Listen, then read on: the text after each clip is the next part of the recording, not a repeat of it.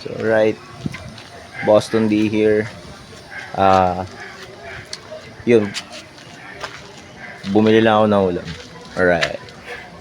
Like a dog without a bone, an actor out alone, riders on the storm. So yun guys, good morning. So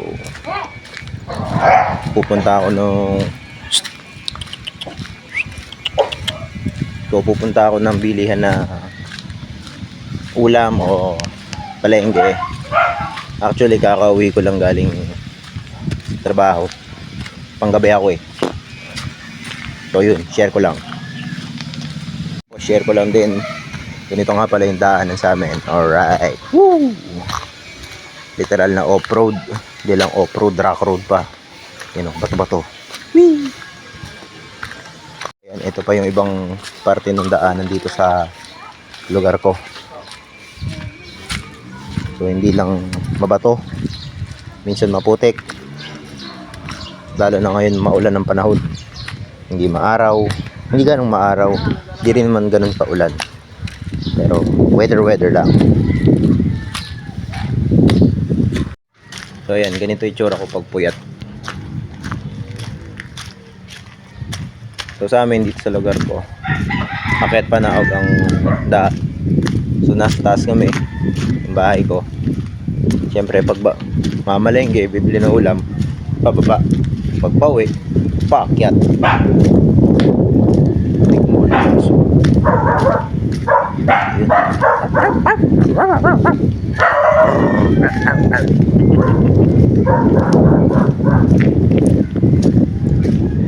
practice natin yung kadaldalan skills ko habang naka video, kasi kung mapapansin nyo kung nanonood kayo ng mga upload ko recently, last time hindi ako gano'n nagsasalita, more on dagdag lang ako ng background music, tapos more on ride. So try natin habang mayroon ng camera.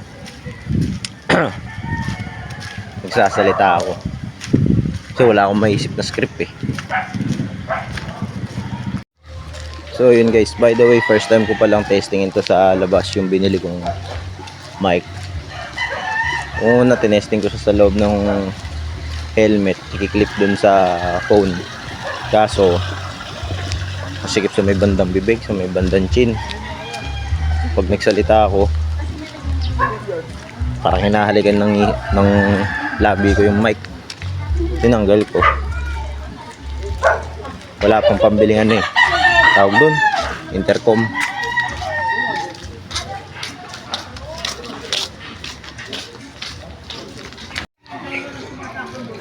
Then nga, first time ko rin to testing sa labas na hindi nakamotor tong mic. Hopefully marinig yung boses ko dyan na malinaw kahit medyo malayo yung cellphone ko. Nabili ko lang to sa TikTok shop, so tinesting ko na. Ang purpose ko din talaga nito, bakit ko binili tong mic na to, lalagay ko sana dun sa loob ng helmet. Kaya ang kaso, pag nilalagay ko malapit sa may bibig, nililipad naman ang hangin. Natatakot ako baka matanggal yung pagkakaklip niya dito sa strap.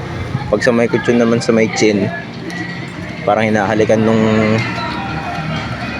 uso ko yung mic. So X, di ako komportable eh. Siyempre dapat kung gagamit akong ganito, yung secure din naman. Tapos dito tinesting ko sa may leg kung maririnig ko yung boses ko dito. Hopefully marinig, diba? So ayan na, malapit na tayo sa bibilan ko. Hotdog lang naman bibilan ko. Maiba lang since puro gulay at baboy naman ang ulam namin ng mga nakaraang araw. So yan, diba? Puro tutong sa akin yung camera ngayon.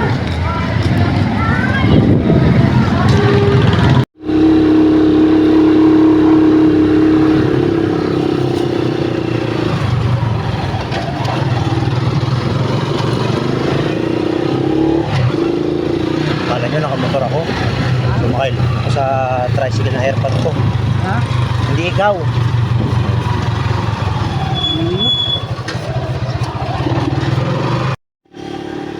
So, yun. So, tinapos ko yung behind pa rin. Nakasakitan nyo yung sa tricycle.